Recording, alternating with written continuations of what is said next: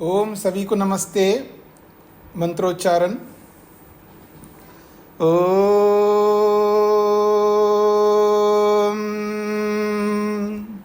सहना भवतु सहनौ भुनक्तु सह वीर्यं करवावहै तेजस्विनावधीतमस्तु मा विद्विषावहै। ओम शांति शांति शांति। योग दर्शन की कक्षा संख्या 240 है।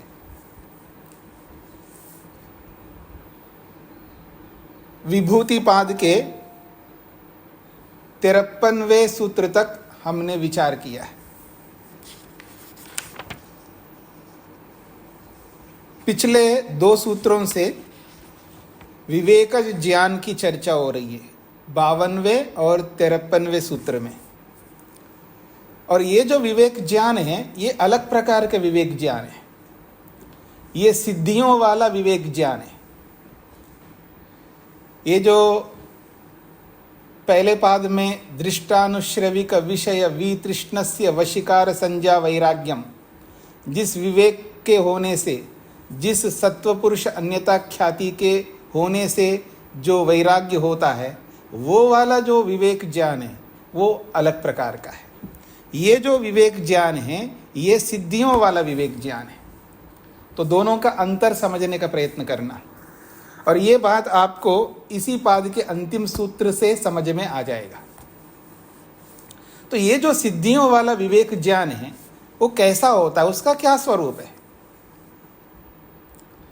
उस विवेक ज्ञान की परिभाषा यहाँ इस 54वें सूत्र में की जा रही है। सूत्र है तारकम सर्व विषयम सर्वथा विषयम अक्रमम च इति विवेकजम ज्ञानम। तारकम सर्व विषयम सर्वथा विषयम अक्रमम, ये 4 विशेषण दिए हैं। च का मतलब है और, इति इस प्रकार से विवेकजम ज्ञानम, विवेक से उत्पन्न ज्ञान होता है। विवेकजम ज्ञानम, विवेक से उत्पन्न ज्ञान होता है। तो ये विवेक से उत्पन्न ज्ञान कैसा होता है, तो कहा तारकम, वो तारक होता है। दूसरा विशेषण दिया सर्व विषयम। ये जो तारकम है ये प्रातिभ ज्ञान है, याद रखना। जो पीछे सिद्धियों में एक प्रातिभ ज्ञान की चर्चा हुई थी, प्रातिभ ज्ञान, उसी प्रातिभ ज्ञान को यहां पर तारकम शब्द से कहा है। दूसरा विशेषण दिया है सर्व विषयम, सभी विषयों से। अब सभी विषय का मतलब योग में आने वाली जो अलग अलग सिद्धियां हैं, योग विषयक जो विषय है, योग संबंधी जो विषय है, उन सब को यहाँ पर सर्व विषयम कहा है। सभी विषयों से संबंधित ये ज्ञान होता है। फिर तीसरा विशेषण दिया है सर्वथा विषयम। ये सर्वथा विषय अर्थात उस विषय को सर्वथा सब प्रकार से जानने वाला होता है। आधा अधूरा आप बोलते ना अधकचरा ज्ञान, ऐसा नहीं। सर्वथा विषयम, सब प्रकार से, हर एंगल से आप उसको समझ सकते हैं, यह है सर्वथा विषयम। चौथा विशेषण दिया है अक्रमम, ये बिना क्रम के होता है। इच्छा, इस प्रकार से, इति ऐसा, विवेकजम ज्ञानम, ये विवेकज ज्ञान होता है। ये सूत्रार्थ मैंने आपके सामने रखा है, इसको विस्तार से भाष्य में समझने का प्रयत्न करेंगे। भाष्यकार तारकम को समझा रहे हैं, तारकम होता कैसा है। तारकम इति, ये जो तारक ज्ञान है ये ऐसा होता है स्वप्रतिभा उत्थम, स्वप्रतिभोत्थम, स्वप्रतिभोत्थम, अपनी प्रतिभा से उत्पन्न होने वाला, स्वप्रतिभोत्थम। प्रतिभा कहते हैं, प्रतिभा आप सब जानते हैं, अपना सूझबूझ, जिसको आप प्रतिभा कहते हैं ना, इस आदमी के अंदर बहुत अच्छी प्रतिभा है, बड़ा सूझबूझ है। तो ये जो प्रतिभा है अपनी ही प्रतिभा से उत्पन्न होने वाला होता है तारकम।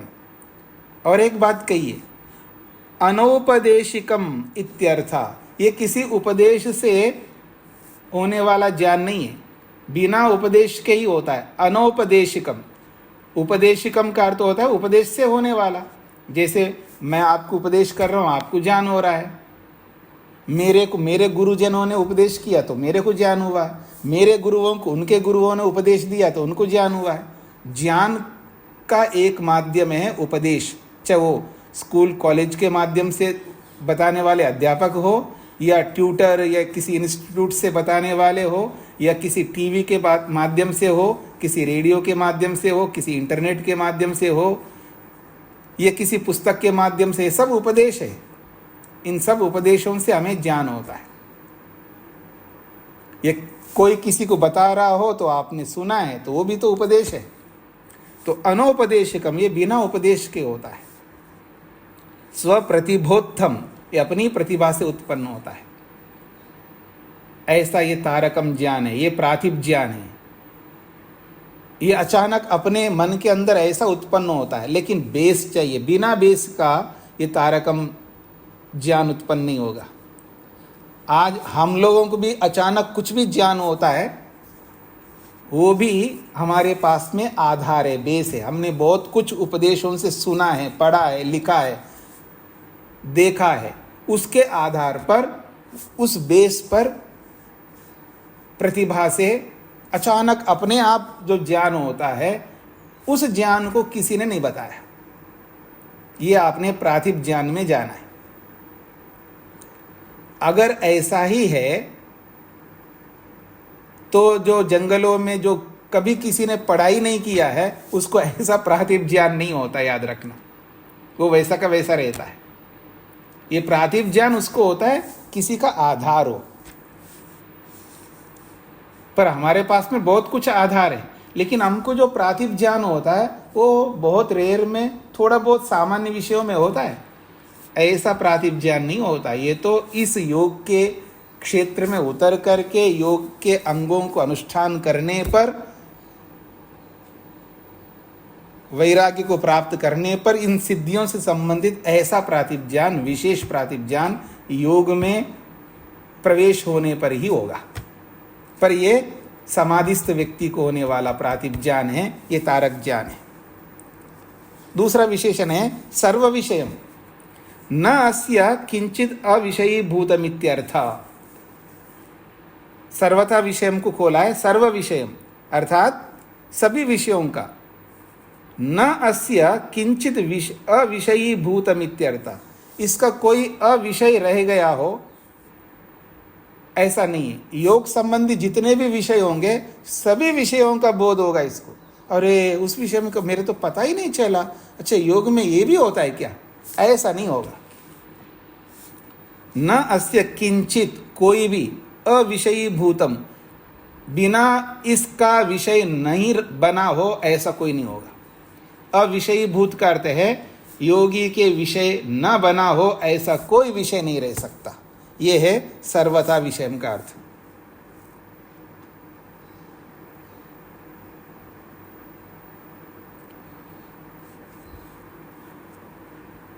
नहीं, सर्वथा विषयम नहीं बोलना है, सर्व विषयम का अर्थ है ये। सर्वथा विषयम तो तीसरा विशेषण है, गलत बोल दिया। तो सर्व विषयम का मतलब सभी विषयों के बारे में बोध होता है। सर्वथा विषयम को आगे खोल रहे हैं। सर्वथा विषयम, सर्वथा विषयम का मतलब सब प्रकार से। वो जो सब प्रकार कौन से हैं? तो यहां स्पष्ट कर रहे हैं, अतीत अनागत प्रत्युत्पन्नम। सर्वथा विषयम, सब प्रकार से, किसी भी एंगल से देख लो, सभी प्रकार से। तो वो कौन है एंगल? तो एक एंगल बताया अतीत, भूतकाल के बारे में भी पता लगेगा उसको। अनागत, भविष्य के बारे में भी पता लगेगा। प्रत्युत्पन्नम कहते वर्तमान के बारे में। तो भूत, भविष्यत और वर्तमान, इन तीनों विषयों को सर्वथा विषयम कहते हैं। अब ये सर्वथा विषयम जो है, सर्वम, ये कैसे होता है? तो आगे बता रहे हैं, सर्वम पर्यायी सर्वथा जानाति इत्यर्थ। सर्वम, सबको, अतीत अनागत और प्रत्युत्पन्न को पर्याय से सर्वथा जानाति, सब प्रकार से जानता है। यानी ए टू जेड उस विषय से संबंधित कोई ज्ञान नहीं बचा रहेगा। अतीत के बारे में जाना, उसके बाद अनागत के बारे में जानेगा, भविष्य के बारे में जानेगा। भविष्य के बारे में जाना है तो वर्तमान के बारे में जाना, अथवा वर्तमान के बारे में जाना है उसके बाद अतीत के बारे में जानेगा, उसके बाद अनागत भविष्य के बारे में जानेगा, अथवा भविष्य को जान करके भूत को भी जानेगा, भूत को जान करके वर्तमान को जानेगा। इन तीनों को आगे पीछे करके कैसे भी जान सकता है, पर पर्याय से जानता है। ये तीन विशेषण पूरे हो गए। अब कहा जा रहा है अक्रमम। क्रमम का अर्थ होता है क्रम से जानना। जो वर्तमान को जान रहा है तो वर्तमान में भी तो बहुत कुछ ज्ञान है ना, उस बहुत कुछ ज्ञान को क्रम से जानना, एक के बाद एक के बाद एक। देखो मैं अनिल जी को देख रहा हूँ, वर्तमान में देख रहा हूँ, शेखर जी को देख रहा हूँ, सबको देख रहा हूँ। देखिए मैं दूर से मेरे स्क्रीन के ऊपर जितने लोगों के चेहरे हैं उन सबको मैं देख रहा हूँ, लेकिन क्रम से देख रहा हूँ। वो क्रम बहुत सूक्ष्मता से होगा, लेकिन योगी हमसे भी ज़्यादा सूक्ष्मता से देखते हैं। इसी को अक्रमम कहा। यानी क्रम ही नहीं होगा, बिना क्रम के 50 लोगों को एक साथ देख लेंगे। एक झुंड बाहर दूर है और मैं दूर से एक साथ देख लिया सबको, वो एक साथ लगता है पर एक साथ नहीं होता, बारी बारी से होता, बहुत सूक्ष्मता से होता है। लेकिन हमारी सूक्ष्मता, योगी की सूक्ष्मता में जमीन आसमान का अंतर है।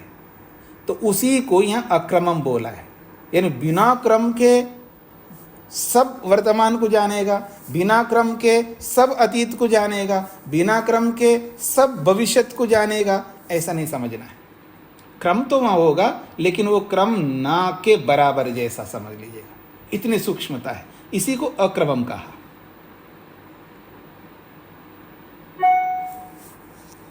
तो अक्रमम इति उसी को समझा रहे हैं। एक क्षणोपारूढ़म, एक ही क्षण पर विद्यमान को, सर्वम सबको, सर्वथा गृह्णाति, सबको सब प्रकार से गृह्णाति अनुभव करता है, जानता है। ये योगी की बात है। तो 4 विशेषण हैं। तारकम, जो कि अपनी प्रतिभा से ही उत्पन्न होता है, जो बिना उपदेश को जान लेता है। सर्वविषयम, सभी विषयों को, योग संबंधित सभी विषयों को जान लेता है। सर्वथा विषयम, अतीत अनागत और भविष्यत को, अतीत अनागत और वर्तमान को पर्याय से तीनों कालों के विषयों को जानता है। अक्रमम, एक क्षण पर विद्यमान सबको बिना क्रम से सब प्रकार से गृह्णाति अनुभव करता है। एतद् विवेकजम ज्ञानम परिपूर्णम, एतद् विवेकजम ज्ञानम, ये तो विवेक से उत्पन्न होने वाला ज्ञान है, सिद्धियों से संबंधित ज्ञान है। परिपूर्णम, पूरा हो गया, अब कोई सिद्धि बची नहीं है।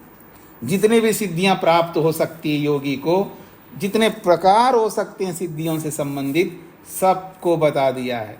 तो एतद् विवेकजम ज्ञानम परिपूर्णम, ये सिद्धियों से संबंधित विवेक ज्ञान जो है परिपूर्ण हो गया, अब कोई सिद्धि बची नहीं है। अस्य एव अंशो योग प्रदीपः मधुमतीं भूमिं उपादाय यावद् अस्य परिसमाप्तिरिति।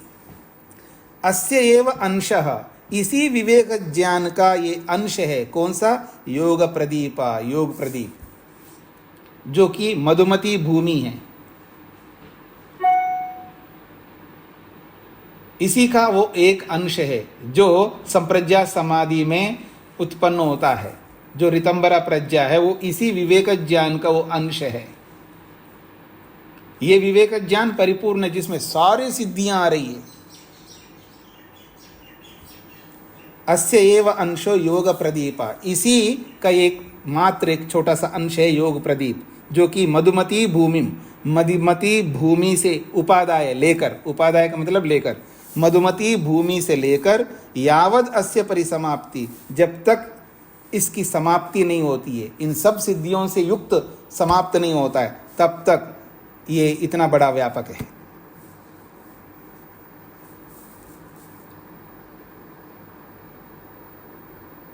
ये है विवेक ज्ञान। ये परिपूर्ण ज्ञान है जिसमें सारी सिद्धियां आ गई है और जिसमें संप्रज्ञात समाधि के विषय भी आ गए हैं, सब कुछ आ गया। लेकिन इन सब विवेक ज्ञान में सिद्धियों वाला जो विवेक ज्ञान है वो हो हर योगी को कोई जरूरी नहीं। ये जो सिद्धियों वाला विवेक ज्ञान है, यानी सारी सिद्धियों से युक्त जो विवेक ज्ञान है, ये हर योगी को हो ये कोई जरूरी नहीं है। पर मधुमती भूमि को तो होना जरूरी है। इसका आंशिक तो होना चाहिए, उसके बिना नहीं होगा। उसके बिना अविद्या को हम रोक नहीं सकते। उसके बिना अविद्या को रोके बिना हम संप्रज्ञात समाधि को प्राप्त नहीं कर सकते। पर ये संपूर्ण परिपूर्णम विवेक ज्ञानम हो या ना हो कोई फर्क नहीं पड़ता। ये कह रहे ना, एतद विवेकजम ज्ञानम परिपूर्णम, ये परिपूर्ण विवेक ज्ञान है। लेकिन परिपूर्ण विवेक ज्ञान हो ये कोई जरूरी नहीं है। परिपूर्ण किससे हो रहा है? सिद्धियों से हो रहा है। अब ये सारी सिद्धियां प्राप्त करेंगे तभी हमें मोक्ष होगा, कोई जरूरी नहीं है। मैं क्यों कह रहा हूं? अगला सूत्र कह रहा है। अगला सूत्र देखिएगा, भूमिका में लिखें, प्राप्त विवेक ज्ञानस्य अप्राप्त विवेक ज्ञानस्य वा। एक पंक्ति है भूमिका के रूप में 55वें सूत्र की, प्राप्त विवेक ज्ञानस्य अप्राप्त विवेक ज्ञानस्य वा। चाहे विवेक ज्ञान को प्राप्त किया हो योगी ने, अप्राप्त विवेक ज्ञानस्य, विवेक ज्ञान को किसी योगी ने प्राप्त नहीं किया हो तो भी कैवल्य मुक्ति हो सकती है। फिर क्या करना होगा? सत्व पुरुषयो शुद्धि साम्ये कैवल्यम। सत्व और पुरुष इन दोनों की शुद्धि करना आवश्यक है। सत्व पुरुषयो शुद्धि साम्ये कैवल्यम। समान रूप से सत्व और पुरुष की शुद्धि करना जिसने भी कर लिया कैवल्यम, उसको तो कैवल्य मिल ही जाएगा। बाकी ये विवेक ज्ञान प्राप्त किया हो या नहीं किया हो चलेगा। साथ में जोड़ना, सिद्धियों वाला विवेक ज्ञान प्राप्त किया हो या नहीं किया हो, लेकिन सत्व पुरुषयो शुद्धि साम्य, सत्व को शुद्ध करना होगा और आत्मा को शुद्ध करना होगा तो कैवल्य हो जाएगा। सत्व का अर्थ मन है, मुख्य रूप से मन ही है। मन को शुद्ध किया तो बाकी सब इंद्रियां शुद्ध हो जाएंगी, अहंकार भी शुद्ध हो जाएगा, महतत्व रूपी बुद्धि भी शुद्ध हो जाएगी। मन मुख्य है। तो सत्व मन हो गया, पुरुष जीवात्मा है। जब मन शुद्ध हो गया तो जीवात्मा भी शुद्ध हो गया जैसा माना जाता है। इसको भाष्यकार स्वयं बताएंगे। तो सत्व पुरुषयो, सत्व और पुरुष इन दोनों की शुद्धि साम्य, समान रूप से शुद्धि हो जाने पर कैवल्य की प्राप्ति होती है। इसको पूरा पढ़ाऊंगा, उसके बाद प्रश्न पूछना, बीच में नहीं पूछिएगा। अब कहते हैं, यदा निर्धूत रजस्तमोमलम बुद्धिसत्व, बुद्धिसत्वम बुद्धि रूपी मन कैसा हो जाए? यदा जब बुद्धिसत्वम, ये जो बुद्धि रूपी मन है, निर्धूत रजस्तमोमलम, ये शब्द पहले भी आ चुका है कई बार। निर्धूत का अर्थ है धुल गया है। क्या? रज तमोमलम, रजरूपी तमरूपी मल। रजस्तमोमलम, रजरूपी तमरूपी मल। क्योंकि रजोगुण के कारण से राग द्वेष ये वो बहुत कुछ हो जाता है, और तमोगुण के कारण से निठल्लापन, ऐसे ही कामचोरीपन, ऐसे ऐसी स्वभाव आ जाते हैं अंदर। तो इन सबको धोना पड़ता है। तो रजस्तमो मलम निर्धूतः, धुल गया है रजरूपी तमरूपी मल को, धुल गया है रजरूपी तमरूपी मल। ऐसा बुद्धिसत्वम, ऐसा मन बन जाए। पुरुषस्य अन्यथा ख्याति मात्राधिकारम, पुरुषस्य जीवात्मा का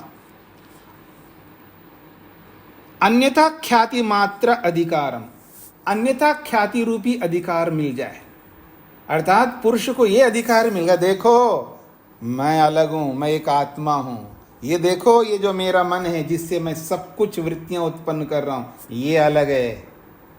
अन्यथा ख्याति, दोनों को अलग समझता है योगी। सत्व अलग अर्थात मन अलग और मैं अलग हूं, शरीर अलग मैं अलग, शरीर में कुछ भी हो रहा है इसका नाश हो जाए, ये मर जाए, मेरे कुछ नहीं हो, लेश मात्र दुख नहीं हो, क्योंकि मैं अलग हूं, शरीर अलग है। मेरा बेटा मेरी बेटी मेरी संपत्ति जो कुछ भी जड़ और चेतन ये सब मेरे से अलग है। और जिसको बेटा बेटी कह रहा हूं वो आत्माएं अलग हैं, उनका मेरा कोई नाता नहीं है, उनका और मेरा केवल शरीर के साथ नाता था।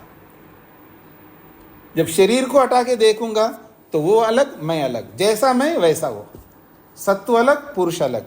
तो ऐसा जब ज्ञान आत्मा को हो जाता है और दग्ध क्लेश बीजम भवति, जब अपने क्लेश रूपी अविद्या को दग्ध भुने हुए जले हुए चने के समान बना देता है, तदा तब कहते हैं तदा तब पुरुषस्य शुद्धि सारूप्यम इव आपन्नम भवति। यहां इस बात को समझ लीजिएगा, पुरुषस्य पुरुष की शुद्धि सारूप्यम इव आपन्नम भवति, मानो पुरुष की आत्मा की शुद्धि जैसा हो जाता है, अर्थात वो शुद्ध होता है ऐसा नहीं, वो तो पहले से शुद्ध है, शुद्ध जैसा, शुद्धि सारूप्यम इव आपन्नम भवति। इव का मतलब मानो कि शुद्धि जैसा हो जाता है, अर्थात शुद्ध हुआ सा होता है। जैसे मन शुद्ध होता है मानो आत्मा भी शुद्ध सा हो गया है, शुद्ध सा हो गया है, ऐसा माना जाता है। वास्तव में वो पहले से शुद्ध है, लेकिन वो अपने आप को अशुद्ध मान रहा था मन के कारण से। इसलिए जब मन ही शुद्ध हो गया तो समझ लेना कि आत्मा भी शुद्ध सा हो गया है, ये इसका अभिप्राय है।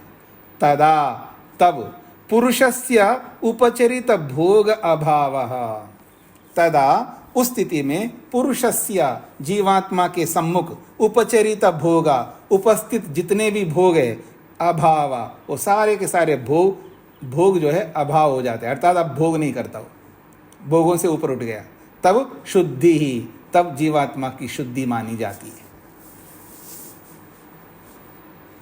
दोबारा बोलता हूं, जब बुद्धि सत्वम रजोगुण तमोगुण रूपी मल से धुल जाता है और पुरुषस्य अन्यथा ख्याति मात्राधिकारम, जीवात्मा को ये उपलब्धि मिलती है, अन्यथा ख्याति मात्र अधिकारम, पुरुष और आत्मा को, पुरुष रूपी आत्मा को और मन रूपी बुद्धि को अन्यथा बिल्कुल अलग अलग समझने लगता है। दग्ध क्लेश बीजम भवति, जब उसके मन के अंदर जो क्लेश रहते हैं वो जले हुए भुने हुए चने के समान हो जाता है, तदा उस स्थिति में पुरुषस्य, पुरुष की स्थिति शुद्धि सारूप्यम इव आपन्नम भवति, मानो वो शुद्धि जैसा हो जाता है। तदा उस स्थिति में पुरुषस्य उपचरित भोग अभावः, पुरुष के सम्मुख उपस्थित जितने भी भोग हैं उन सब भोगों का अभाव जब हो जाता है तब वो आत्मा शुद्धि, वो शुद्ध हो गया ऐसा माना जाता है। एतस्याम अवस्थायाम कैवल्यम भवति, ऐसी अवस्था के प्राप्त हो जाने पर कैवल्यम भवति, मुक्ति की प्राप्ति होती है।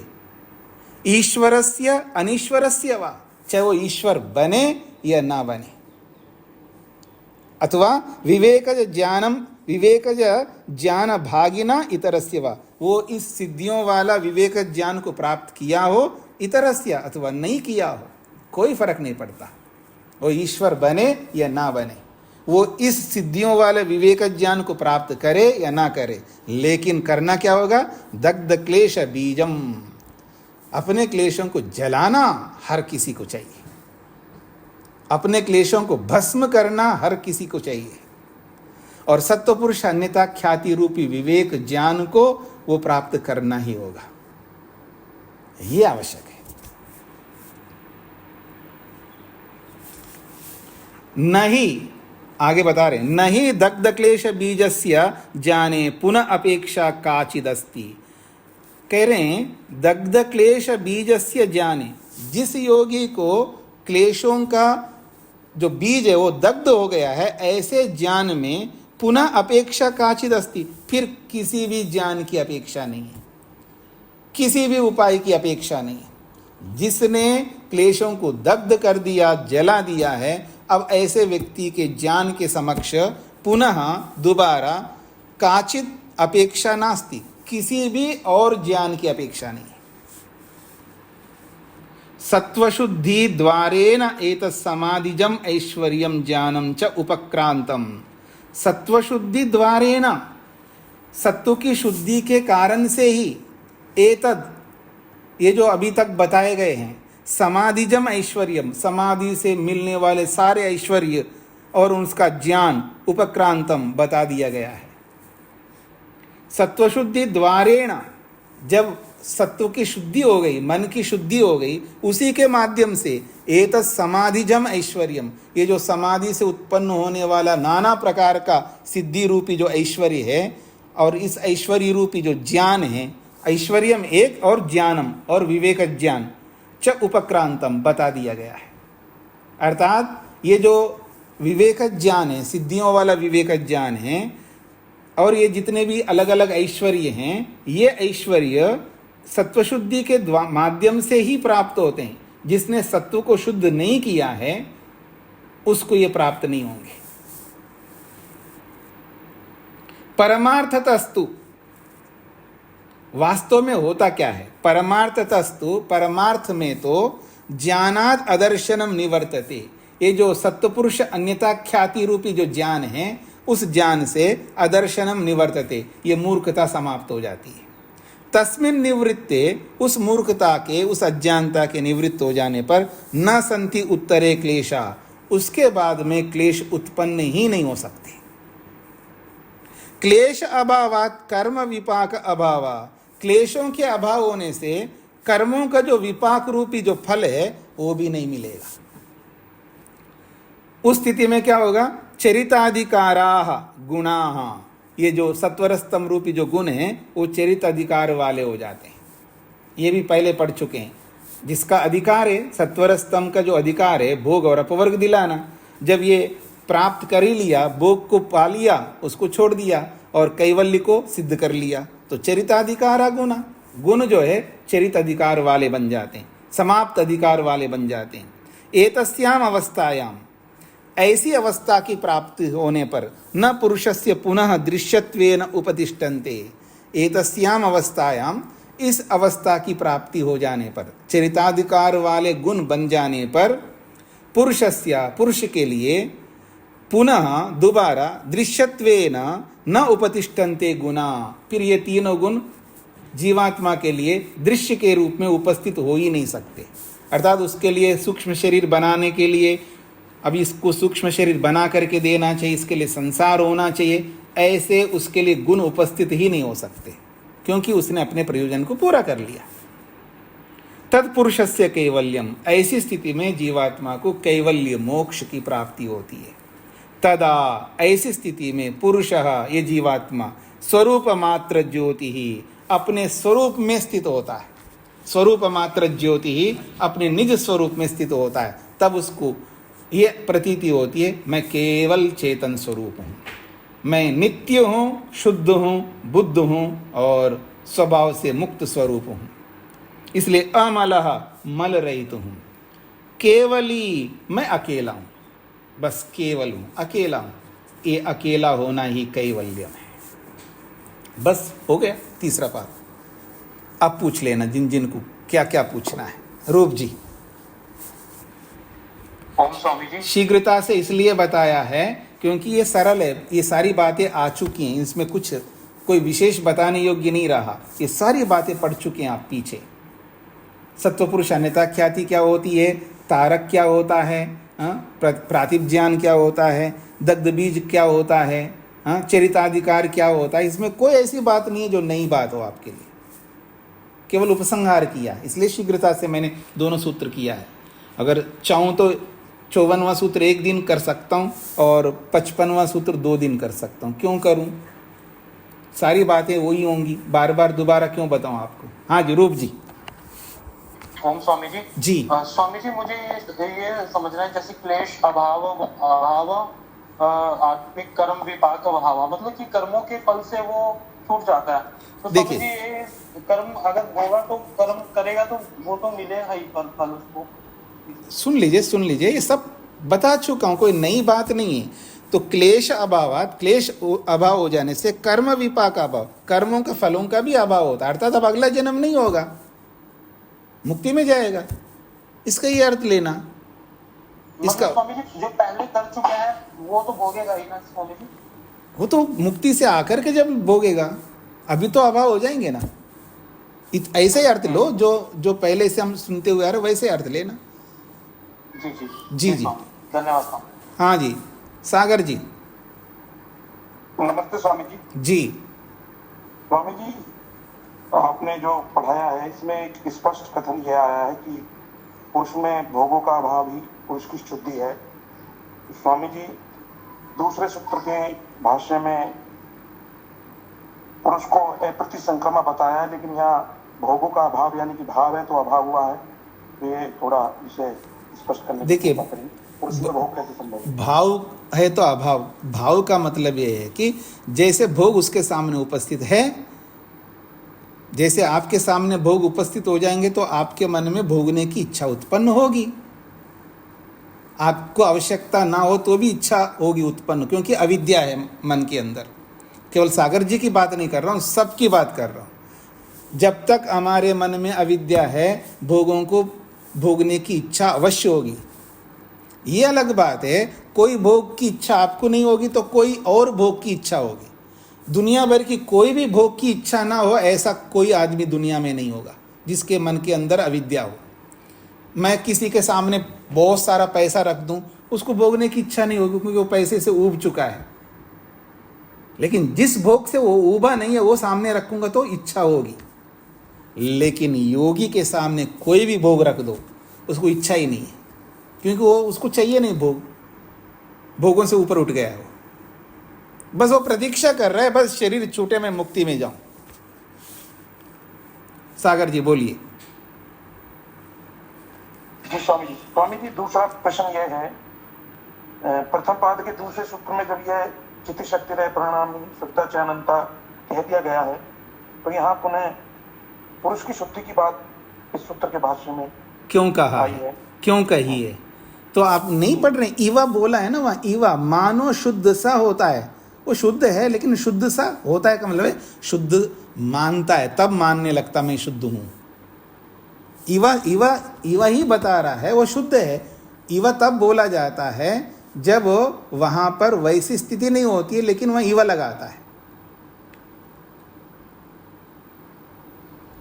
समझ रहे हैं सागर जी?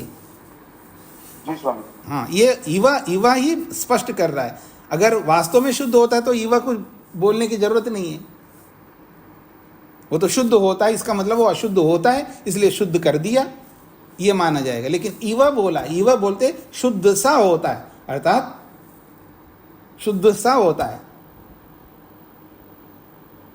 इसके दो अर्थ लो, शुद्ध सा होता है मतलब शुद्ध नहीं होता फिर भी शुद्ध होता है, ऐसा अर्थ ले सकते हैं। लेकिन वो पहले से ही शुद्ध है, इसलिए शुद्ध सा होता है, ऐसा बोला गया। जी धन्यवाद स्वामी जी। हाँ जी, सरस्वती जी। नमस्ते स्वामी जी स्वामी जी, मुझे 55 का लास्ट वो सेंटेंस समझ में नहीं आया, थोड़ा बताइए। कौन सा? तदा पुरुषः तदा स्वरूपः पुरुषः स्वरूपमात्र ज्योतिर्नरः केवली भवति। तदा का मतलब है जब उसको कैवल्य मिलता है। हाँ जी, जब उसको मुक्ति प्राप्त होती है, तदा तब पुरुषः जीवात्मा स्वरूप मात्र ज्योति, अपने निज स्वरूप में विद्यमान होता है। स्वरूप मात्र ज्योति का मतलब ज्ञान होता है।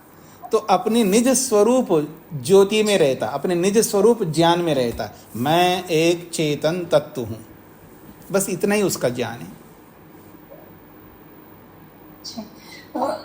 जब अपना स्वरूप में रहता है तो कैवल्य को ऐसा नहीं कर सकते ना सोच।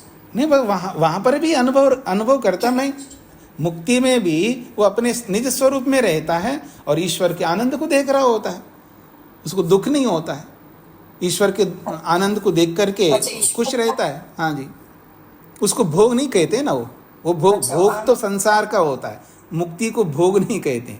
भोग शब्द पारिभाषिक है, मुक्ति का जो अनुभव करता है उसको भोग शब्द से प्रयोग नहीं किया जाता है, संसार के भोगों को ही भोग कहते हैं जी। हाँ जी स्वामी जी, और एक क्वेश्चन का ये बोलिए 54 में जी। वो लास्ट मधुमती का वो जब अर्थ नहीं समझ में ऐसा है, मधुमती योग, सुन लीजिए, मधुमती योगी का एक प्रकार है। 4 योगी बताए थे, उनका नाम है, दूसरे योगी का नाम मधुमती नाम रखा है, क्योंकि उसमें मधु प्राप्त होता है, उसमें सुख प्राप्त होता है। संप्रज्ञा समाधि में उसको ऋतंबरा प्रज्ञा की प्राप्त होती है ना, जब अच्छा ज्ञान होता है तो उसको सुख मिलता नहीं मिलता, उसको मधु शब्द से बोला है। देखिए, अगर शब्द नहीं समझ में आ जाए तो मान लीजिए किसी का नाम बुश रख दिया, अभी बुश तो झाड़ियाँ होती है, इस आदमी को बुश क्यों कहा? अरे नाम है, इतना ही समझ लीजिएगा, क्या फर्क पड़ता है भाई। नाम तो व्यवहार के लिए होता है, कुछ नाम ऐसे होते हैं जो रूढ़ी होते हैं, उनका कोई मीनिंग नहीं होता, मीनिंगलेस होते हैं, बस केवल व्यवहार के लिए उसका एक नाम रख दिया। समझ रहे हैं आप?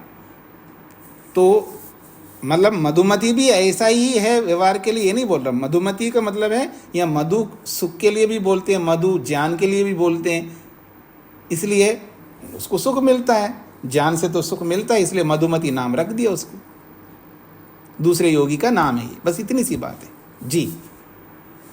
नरेंद्र जी। धन्यवाद स्वामी जी। ओम जी। स्वामी जी, आज जो इस प्रसंग में आया है कि विवेक ज्ञान वाला हो या ना हो, तो इसको मात्र यहीं तक, सिद्धियों तक ही समझेंगे विवेक ज्ञान से, या अन्यत्र भी लेंगे? हाँ, तो मैंने क्या बताया वो बताओ पहले। ये सिद्धियों तक ही बताया, तो फिर वो प्रश्न क्यों कर रहे हैं आप? सिद्धियों तक ही ले लीजिएगा।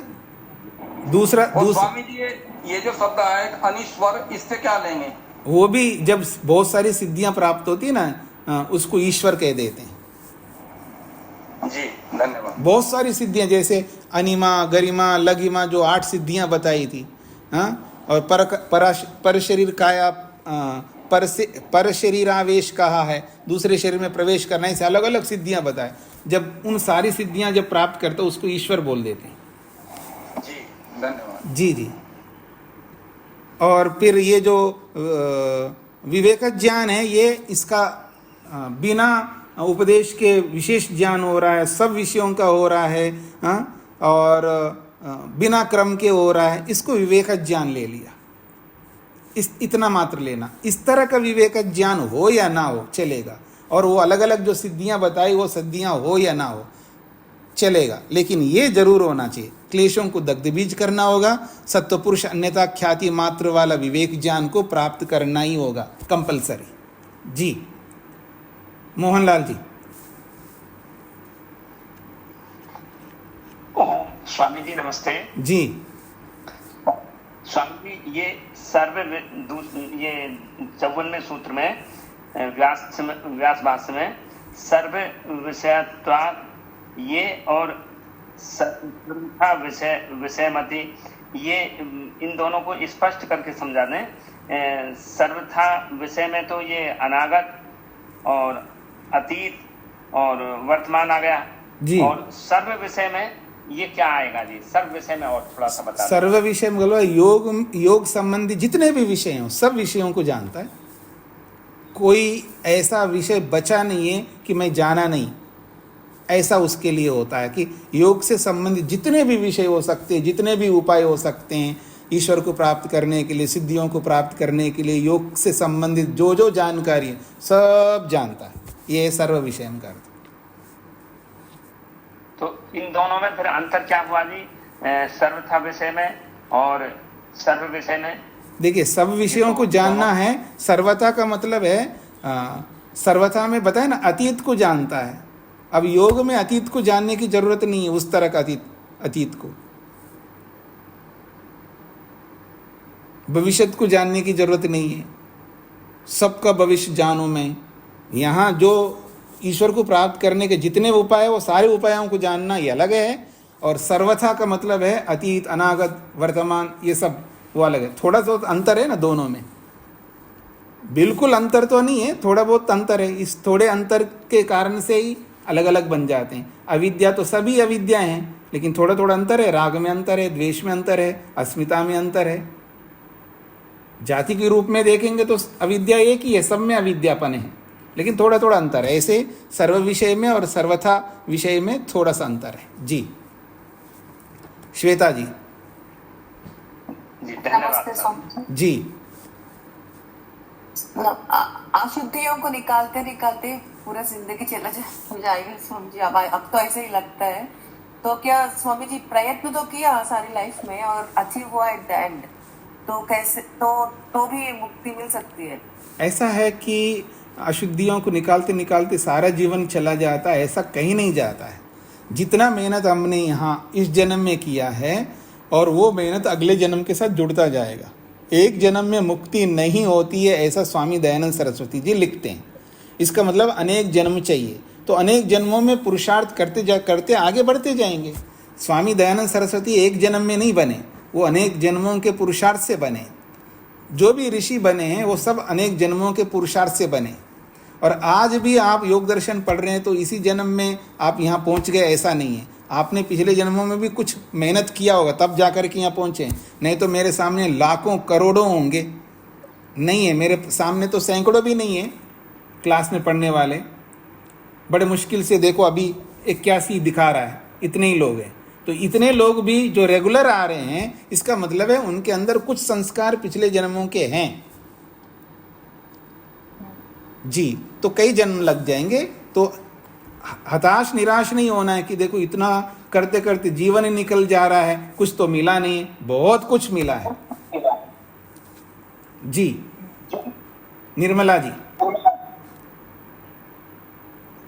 नमस्ते स्वामी जी। जी स्वामी जी यहाँ पर 55 में परमार्थतः तू, ये लाइन थोड़ा सा। परमार्थ का मतलब वास्तव में, परमार्थतः का अर्थ होता है वास्तव में। तो ज्ञानाद अदर्शनम निवर्तते, तत्वज्ञान से मूर्खता हट जाती है।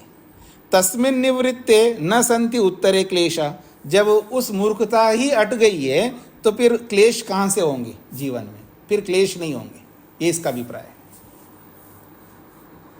ठीक है स्वामी जी। शेखर जी। जी प्रणाम स्वामी जी। जी स्वामी जी, एक हम सामान्य रूप से बोल देते हैं कि मनुष्य को बिना सिखाए उसको कुछ नहीं सीखता। जी। और यहाँ चम्मन सूत्र में कहा है कि वो अपनी प्रतिभा से तरह तरह का ज्ञान ले लेता है। जी। उन दोनों को कैसे देखेंगे? इन दोनों को ऐसा देखना है कि आज जो भी हमारे पास जानकारी है हमने सीख करके प्राप्त किया है, तो हमारे अंदर एक बेस बन गया। अब कोई नए विषय के बारे में आप जानना चाहते हैं तो उसके लिए वो बेस बन गया, क्योंकि आपको सोचने का, समझने का, उसके अंदर प्रविष्ट होने का सामर्थ्य उत्पन्न हो गया। तो आप किसी नए विषय को उसके बारे में बिना किसी सुने आप अपने अंदर के पुरुषार्थ से उस ज्ञान को प्राप्त कर सकते हैं। इसको कहते हैं प्रातिभ ज्ञान। जी स्वामी जी। ये केवल योग के विषय में नहीं है, किसी भी क्षेत्र में, किसी भी फील्ड में, इंजीनियरिंग के फील्ड में, मेडिकल के फील्ड में, अध्यापन के फील्ड में, वकालत के फील्ड में, हमने कभी सुना नहीं, पढ़ा नहीं, कुछ किया नहीं, अचानक एक उस संबंध में जिसके बारे में हम परेशान हो रहे थे, एकदम ऐसा ज्ञान अपने आप अंदर से आ जाता है और हम उसका समाधान कर लेते हैं, इजीली आगे बढ़ते जाते हैं। वो प्रातिभ ज्ञान ही होता है, लेकिन बेस होना चाहिए। बिना बेस के तो कोई प्रातिभ ज्ञान नहीं होगा। जी मतलब यहाँ पे यही जो जब कहते हैं कि बिना सिखाए नहीं सीखता, लेकिन दूसरे प्राणियों में इंट्यूशन पहले से ही होती है। वो तो मनुष्य नहीं है ना, मनुष्यों को तो सिखाना पड़ता है। वो तो वो तो परमात्मा ने उनको दिया है, गॉड गिफ्टेड है वो सब। जी जी जी जी जी स्वामी जी। हाँ जी, और किसी का कोई प्रश्न? अभी समय हमारे पास 15 मिनट है। मैंने शीघ्रता से इसलिए समाप्त किया क्योंकि ये सारे विषय आ चुके हैं। अब आप पूछेगा शांति से, कोई भी इसमें से दोनों सूत्रों में कोई बात बची ना रहे आपके। रामचरण जी। नमस्ते स्वामी जी। जी, ये इस सूत्र को थोड़ा ब्रीफ में बता दीजिए स्वामी जी, 55 वाला। ये कहना चाहते हैं ये जो पीछे बताए गए थे, एक ईश्वरपन का मतलब अलग अलग अलग सिद्धियां, जो बहुत सारी सिद्धियां होते उसको ईश्वर कह दिया, और विवेक ज्ञान उसको बोला जिसको बिना उपदेश के ही प्रातिभ ज्ञान हो रहा है, अचानक अपने अंदर से हो रहा है और सभी विषयों को जान पा रहा है। वो सभी विषय जो योग से संबंधित जितने भी विषय है सब विषयों को जान पा रहा है, और भूतकाल के बारे में भी जान पा रहा है, वर्तमान के बारे में जान पा रहा है, भविष्य के बारे में भी जान पा रहा है, योग से संबंधित विषयों को। तो ऐसा जो विवेक ज्ञान होता है, ऐसा विवेक ज्ञान को अगर किसी ने प्राप्त किया या नहीं किया, और ये अलग अलग सिद्धियां जो अभी तक हम पढ़ करके हैं, जैसे जमीन से ऊपर उठ जाना, हवा में चले जाना, किसी के शरीर में प्रविष्ट हो जाना, धरती को के अंदर घुस जाना, पत्थर के अंदर घुस जाना, ऐसे अलग अलग सिद्धियां बताई, उसको ईश्वर बताया। ऐसी सिद्धियों को जिसके पास होते हैं तो वो ईश्वर बने ना बने। और ये जो विवेक ज्ञान है, तारकम सर्व विषय वाला, ये विवेक ज्ञान किसी ने प्राप्त किया नहीं किया और वो ईश्वर बना ना बना, कोई फर्क नहीं पड़ेगा। फर्क क्या पड़ेगा? सत्व पुरुषयो शुद्धि साम्य। सत्व और पुरुष को, मन को निर्मल करना है और अपने आप को निर्मल करना है। दोनों को निर्मल करने पर अपने आप कैवल्य मिल जाएगा। ये 55वां सूत्र कहता है। हो गया जी? जी, और किसी को? हाँ जी, और किसी कुछ पूछना है? हाँ जी, रेशा जी। जी नमस्ते जी। जी, ये लास्ट में आया मधुमती। हाँ जी जी जी, इसका बता दो। मधुमती भूमि जो 51वां जो सूत्र था, स्थान्युपनिमंत्रणे संगस्मयाकरणम पुनरनिष्ट प्रसंगात, उस सूत्र में 4 प्रकार के योगियों के नाम बताएं। प्राथमिक योगी, मधुमती वाला योगी, उसका जो नाम है मूल में तो कुछ और दिया है, उसी को मधुमती बोला है। मधुभूमिक कहा है और इधर मधुमती कहा। मधुभूमिक और मधुमती भूमि एक ही है, तो मधुभूमिक जो है वो दूसरा योगी है, जिसको यहाँ पर मधुमती भूमि कहा है। मधुभूमि बोलो, मधुमती भूमि बोलो, एक ही बात है। तो ये दूसरे प्रकार के योगी है जो ऋतंबरा प्रज्ञा को प्राप्त किया हुआ होता है। तो ऋतंबरा प्रज्ञा को प्राप्त करने से लेकर के ये जो तारकम सर्वथा विषयम अक्रमम चैति विवेकजम ज्ञानम, यहाँ तक बहुत सारा विवेक ज्ञान है। यहाँ जाकर के सारा विवेक ज्ञान पूर्ण होता है। उस बात को लेकर के यहाँ पर बोला है, अस्य एव अंशो योग प्रदीपः। इसी विवेक ज्ञान का जो परिपूर्ण विवेक ज्ञान है 54वें सूत्र में बताया गया, इसी का एकमात्र अंश है जो योग प्रदीप है, जो योगी को प्रारंभ में मिलता है, जिसको मधुमती भूमि के नाम से बोला है।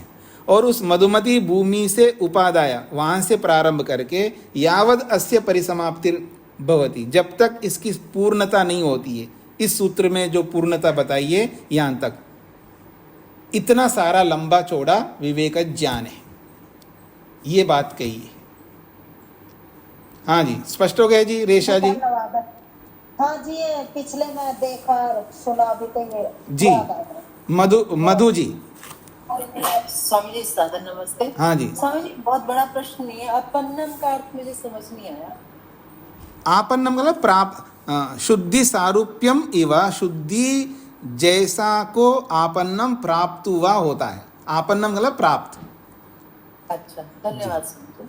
हाँ जी, स्वामी जी।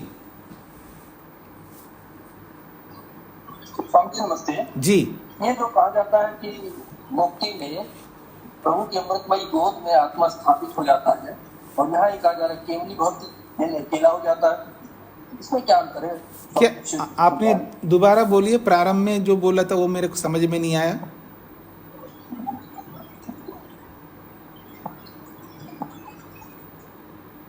हाँ जी स्वामी जी बोलिए। स्वामी जी, जो कहते हैं कि परमात्मा की अमृतमयी गोद की प्राप्ति ये मुक्ति की प्राप्ति है, हाँ जी तो और जो ये यहाँ केवली भगवत की बात हो रही है, अकेला हो जाता है, जी इसको कैसे सर क्रॉस करेंगे? जी, परमात्मा के गोद में जाता है तो आज हम परमात्मा के गोद में नहीं है क्या? आज भी हम परमात्मा के गोद में हैं। परमात्मा तो सर्वव्यापक है, तो हर जीवात्मा परमात्मा के अंदर ही विद्यमान है, उसी के गोद में है। लेकिन आज उसके गोद में रहते हुए भी हम अनुभव नहीं करते, मुक्ति में अनुभव करते, इतनी सी बात है। और केवली होने का मतलब है अकेला होना। कैवल्य का अर्थ भी अकेला होना ही अर्थ है। कैवल्यम शब्द का जो अर्थ है अकेला होना, इसको कैवल्यम कहते। संस्कृत में कैवल्यम, और इसको हिंदी में बोलूँगा तो अकेला होना। उस अकेला होने को ही केवली बोला। केवली का मतलब अकेला हो जाता है। ये अकेला होना ही तो केवल्य है। अकेला किससे अकेला हो रहा है? जिसके साथ जन्म जन्मांतरों के साथ जुड़ा रहा, सूक्ष्म शरीर के साथ में 4 अरब 32 करोड़ वर्ष तक सूक्ष्म शरीर के साथ चिपका रहा है, उससे अलग हो ही नहीं पा रहा था। हाँ, और फिर उसके बाद सृष्टि समाप्त होने के बाद फिर वापस सृष्टि बनती, फिर उसके साथ चिपका रहता है। तो ऐसे जन्म जन्मांतरों से मन आदि सूक्ष्म शरीर के साथ चिपका रहता, अकेला नहीं था। आज वो अकेला हो गया, केवल हो गया, इसलिए उसको कैवल्य कहते हैं। जी स्वामी जी। धन्यवाद। हाँ जी, और किसी का कोई प्रश्न? कुछ लोग प्रश्न ही नहीं करते हैं, प्रश्न किया करें ना।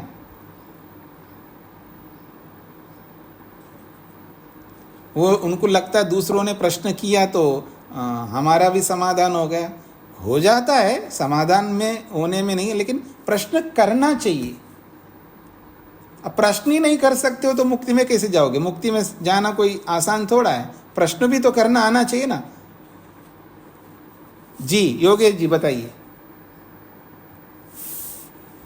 नमस्ते स्वामी जी। जी यहाँ इस सूत्र में क्लेश का अभाव होने से कर्म और विपाक फल का अभाव हो जाता है, जी ये कहा गया है। तो कई बार ये चर्चा आती है कि जब जीवात्मा मुक्ति में जाता है तो उसके फल नष्ट हो जाते, मिलते नहीं। एक पक्ष ये रहता है, और एक पक्ष वो भी रहता है कि जब तक मुक्ति से लौट कर नहीं आएगा तब तक वो रुके रहेंगे। इस प्रकार से इसका अर्थ समझे। तो ये दो अर्थ इसमें से निकलते हैं, हमें क्या लेना चाहिए? जो आपको लेना लीजिए। मैंने दोनों प्रकार के अर्थ पहले भी कई बार बता चुका हूँ। हाँ जी, क्योंकि दोनों प्रकार के लोग बोलते हैं तो मैं किसी को आहत क्यों करूं? क्योंकि ऐसी स्थिति मेरी हो जाए तो मैं अपने आप पता लग जाए मेरे को। अभी तक वो स्थिति आई नहीं है, तो इसलिए दोनों बात मान करके चलो। जो आपको अच्छा लगता हो अपना स्वीकार कर लो, उसमें कोई आपत्ति नहीं है। दोनों स्थितियों में मुक्ति होनी है, याद रखना। अगर कोई ये मानता है कि कर्म का फल समाप्त होता है, ऐसा आदमी को भी क्लेशों को दग्धबीज करना होगा। और जो ये मानता है कि कर्मों का फल कभी समाप्त नहीं होता है, उसको मुक्ति से आकर के लौटना है, ऐसा मानता है, उसको भी वही काम करना। दोनों को वही काम करना है। तो जो काम हम दोनों को करना है, हमका मतलब विद्वानों को करना है, उसमें ध्यान देते ना। बाकी ये समाप्त होता है नहीं होता है, इस झंझट में क्यों पड़े। जी मधु जी। जी स्वामी जी। जी, तो इसका मुख्य ये समझे कि क्लेशों को समाप्त करने पर पहले पूरा जोर लगाए, ये बाद वाला देख लेंगे। हाँ हाँ, वो अपने आप पता लग जाएगा ना अपने को। जी, मेरे कर्म समाप्त होते हैं या नहीं होते हैं, ये तभी पता लगेगा जब हम अपने क्लेशों को दग्धबीज करते हैं। जी मधु जी। जी स्वामी जी। स्वामी जी एक प्रश्न, क्या मतलब आपने अभी बताया था कि भोग संसार में ही होते हैं, जो हम भोगते हैं कर्मों का फल और ये सब जी। लेकिन जब मोक्ष में जाएंगे तो वो भोग, मोक्ष को भी तो उसको भोग शब्द, उसको शब्द क्या आएगा? आप कोई भी शब्द लगाइए, मेरे कोई आपत्ति नहीं है। आप देखिए कौन सा लगा, मतलब कोई सब शब्द सूझ नहीं रहा। आनंद प्राप्त करता है, प्राप्त करता है बोलिएगा, ईश्वर में रहता है बोलिएगा, कुछ भी बोल दीजिएगा, भोग ही नहीं बोलना। भोग का मतलब छोटा संसार शब्द में। नहीं मिलेगा कोई अभी मैं भोग के पर्याय जैसे, क्यों चाहते हो ऐसा शब्द? मतलब कैसे समझाएं किसी को या अपने आप को ही कैसे समझाएं आप कि मोक्ष में अपने- जाएंगे तो हम क्या करेंगे? ईश्वर के आनंद में रहेंगे, ये समझाओ अपने आप को। ठीक है। हाँ, ठीक है। ईश्वर के आनंद में रहता हूँ। देखिए, आपको ये क्लियर नहीं है इसलिए समस्या, आपको नहीं, बहुत सारे लोगों को। हम कुछ प्राप्त करते हैं यही सुनते आते हैं। हम कुछ नहीं प्राप्त करते हैं, ये अभी तक आप समझ नहीं पा रहे हैं। आप में से कई लोगों, हमको कुछ नहीं प्राप्त करना होता है, प्राप्त तो होता ही नहीं है। प्राप्त का मतलब है मिलना, और आत्मा को कुछ मिलता नहीं है, कुछ प्राप्त नहीं होता है। क्या करता है? देखता रहता है, सामने वाले को देखता है। शेखर जी को मैं देख रहा हूँ, वो अलग है, मैं अलग हूँ, वो देखता हूँ उनको। अब इसको आप मैं प्राप्त कर रहा हूँ बोलूँ या मैं देख रहा हूँ बोलूँ, बस इतनी सी बात है। तो हम लोग प्राप्त होता है, आनंद मिलता है, ये सुन करके आत्मा के अंदर मिल रहा है ऐसा अनुभव करते रहते हैं। मिलता जलता कुछ नहीं है, कुछ नहीं मिलता आत्मा को। न संसार की दशा में मिलता है, न मुक्ति की दशा में मिलता है। संसार की दशा में भी हम देखते रहते हैं दूर से, और मुक्ति में भी ईश्वर को देखते रहते हैं। ईश्वर में रहते हुए ईश्वर को देखते रहते हैं, मिलता कुछ नहीं है। देखना ही प्राप्त करना समझ लीजिएगा, देखना मात्र ही भोगना समझ लीजिए। दृष्टा बोला है, दृष्टा पीछे सूत्र है, दृष्टा दृषि मात्र, बस वो दृष्टा है। चाहे वो संसार में दृष्टा बन करके देखे या मुक्ति में दृष्टा बन करके देखे। लेकिन संसार में दृष्टा बन करके देखता है तो वहाँ पर दुख में रहना पड़ता है उसको, और मुक्ति में जब दृष्टा बन करके ईश्वर को देखता है वहाँ दुख में नहीं रहना पड़ता। बस इतनी सी बात है। मधु जी, समझ में आया? जी, आनंदी भवती ऐसा कहेंगे। अब आप कुछ भी कह लीजिएगा, मैंने सारा रामायण सुना दिया, अब आप जो समझना समझ लीजिएगा। जी, धन्यवाद सर। जी जी, क्योंकि ये जो प्राप्त होता है, ये जो सुन करके ऐसा घर कर गया हमारे मन के अंदर कि मुक्ति में भी हमको मिलता है, ईश्वर का आनंद मिलता है। ये जो मिलता है जो है ना, क्या मिलता है? कुछ नहीं मिलता है। ये यहाँ पहले पाद के दूसरे सूत्र में समझने का प्रयत्न किया था हमने। बस वो अप्रतिसंक्रमा है, दर्शित विषय है, शुद्ध है, अनंत है, वहाँ पूरा समझ लिया था हमने। कुछ नहीं मिलता आत्मा को, मुक्ति में नहीं मिलता, ना संसार में मिलता नहीं। जब मुक्ति में कुछ नहीं मिलता है तो मुक्ति में क्यों जाए? इसलिए जाना है कि वहाँ दुख नहीं मिलता है, यानी दुख नहीं देख सकते वहाँ पर। संसार में तो दुख को देखते हैं, बहुत दुख को देखते हैं, लेकिन मुक्ति में कोई दुख को देख नहीं सकते, लेश मात्र भी दुख को नहीं देख सकते वहाँ पर। इसलिए मुक्ति में जाना है। क्यों जी? बस ये दृष्टापन को समझने का प्रयत्न करिएगा। जो व्यक्ति, देखिए, आज मेरे को मुक्ति नहीं मिली, आज मेरे को असंप्रज्ञा समाधि मिली नहीं मिली वो छोड़ दीजिएगा। मेरे को आज संप्रज्ञा समाधि मिली नहीं मिली उसको छोड़ दीजिएगा। मेरे को आज अपर वैराग्य मिला नहीं मिला उसको छोड़ दीजिएगा। कम से कम इतना तो समझ लीजिएगा कि मैं एक दृष्टा हूँ, बस देखता हूँ, बस रूप को, रस को, जिस किसी को देखता हूँ, कुछ मिलता नहीं। इतना भी अनुभव आप कर लेंगे ना तो बहुत सारे दुखों से आप बचे रहेंगे। संसार से बहुत ऊपर उठेंगे आप, संसार से बहुत ऊपर उठेंगे, कभी जीवन में दुखी नहीं रहेंगे। जब दुख मिलता ही नहीं तो दुखी क्यों रहूंगा मैं? ठीक है, शरीर है, दुख को देखता रहूंगा, शरीर में बैठ करके दुखों को देखना पड़ता है, मिलता कुछ नहीं। बस इतना समझ लीजिएगा, तभी आप मस्त रहोगे, अर्थात तभी आप दुख रहित अनुभव करोगे अपने आप को। मैं दुख रहित हूं, दुख में डूब करके भी ये अनुभव करोगे, दुख रहित हूं मैं। बुखार आ जाए, कोरोना हो जाए या और कोई ऐसा वायरस आ जाए जीवन में, शरीर में, भले उसमें डूबा रहेंगे लेकिन ये अनुभव करेंगे मैं दुख को देख रहा हूं लेकिन दुखी नहीं हूं।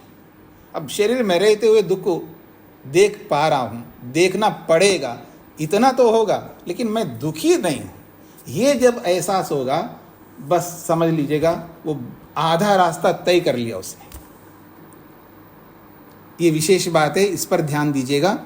बाकी आगे देखते हैं, ठीक है जी। ओम शांति शांति शांति।